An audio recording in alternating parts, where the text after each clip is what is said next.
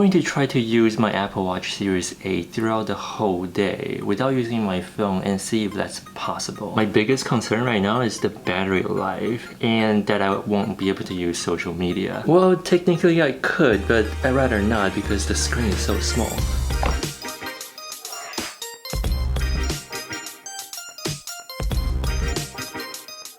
Gonna end the exercise a bit early today because I have a lot going on. Usually the goal for my exercise every day is 60 minutes, but we're gonna cut it short to like 40 minutes. And the watch is now at 96% battery. It's a little faster than I expected, the way it drains, but hopefully this will get me through the day. By the way, I got this new band from Amazon. It's like 10 bucks, like just for exercise and all that stuff. Bad decision. Don't ever get this kind.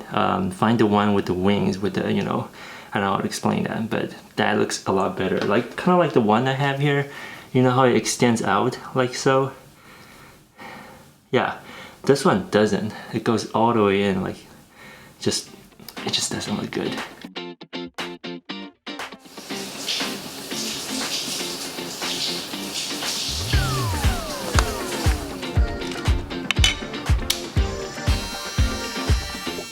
It's actually my first time taking a shower with my Apple Watch on, but technically it should work because it's got this water thing where I can like lock it, and then now I just need to unlock it like so.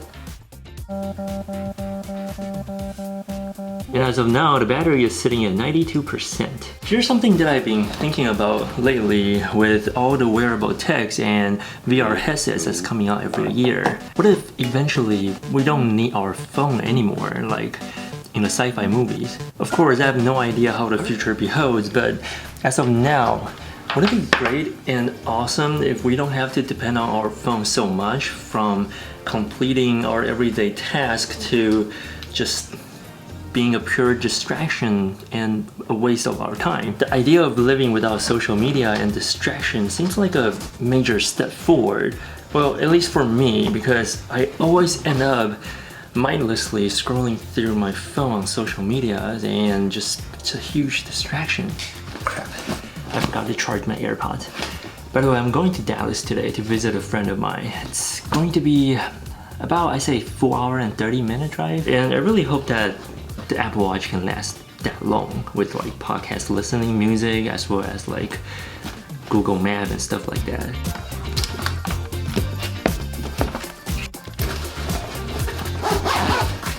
I'm gonna be there for just one night, but always pack extra just in case. Oh, these are perfect for my underwears. Socks goes there. Very nice. I put my shorts and an extra t-shirt here in the big compartment where I usually put my big lens at, as well as the camera.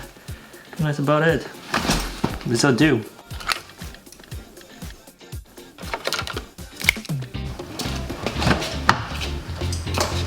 The battery is sitting at 87% right now. And let's go ahead and use Apple Map, shall we? And actually never really used that.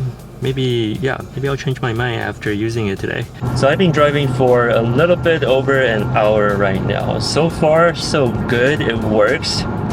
However, I have to say it's kind of hard to like just listen to the command prompt from Apple Map and just like follow the road with it, because I can't see the map itself. I kind of have to tap into the Apple Watch to see the map, which is kind of annoying. Like even if I raise my arm, my wrist, it's not going to show me the map. I have to tap on it. And as for the battery, I have no idea how much is left right now because I haven't touched the watch and see, but we'll get to that when I get gas.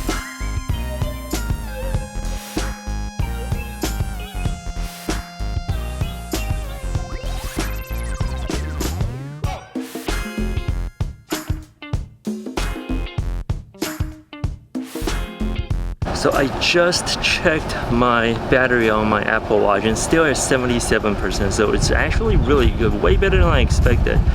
Now the Apple Map, it works and I kind of like it actually. So 77% on the Apple Watch and we still have 3 hours to go to getting Dallas. So I guess that'll drain the battery to around like 50% or maybe 45-ish. However, I do see a problem whenever I get into the city of Dallas because I do have to make my turn by listening to the command from the app itself, since I won't be able to just keep on looking at my Apple Watch. Well, the good thing is I'm taking 45 all the way up north, so there's not much direction that I need throughout this drive so far. And I also do like how the Apple Watch kind of nudge on your wrist to tell you when you need to turn. This way it'll get your attention if you did not hear the command from the Apple Map.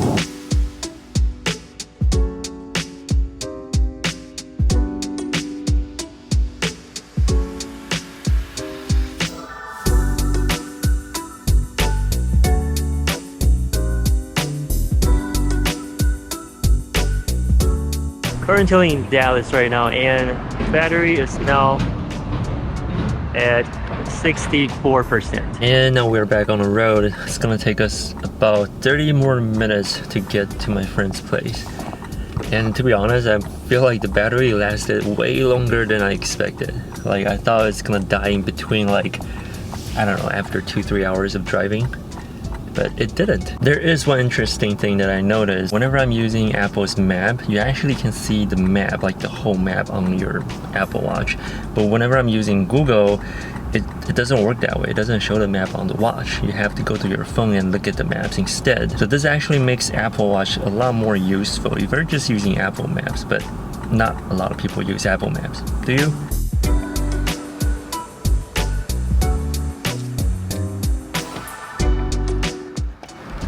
I'm finally here.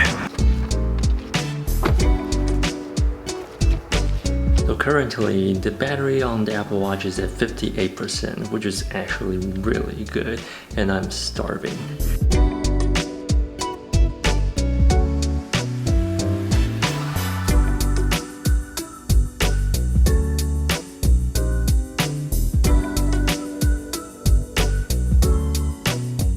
And that was where the battery was left at the end of the day.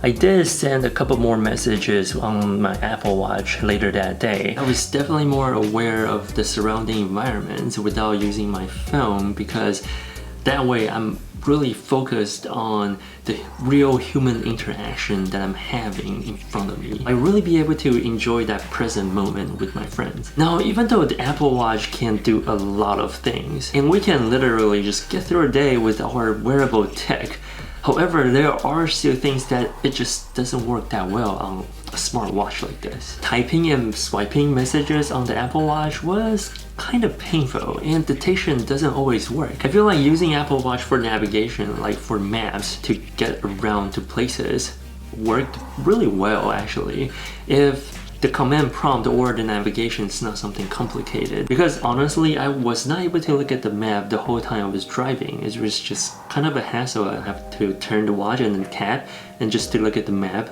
to see where I'm going. And plus the screen was just way too small. Now if you do have CarPlay, I believe you can probably link that up so the map will be a lot bigger, but I didn't have that on my car. And plus, it might be a lot better if the map function works with like VR headsets in the future, or maybe VR glasses.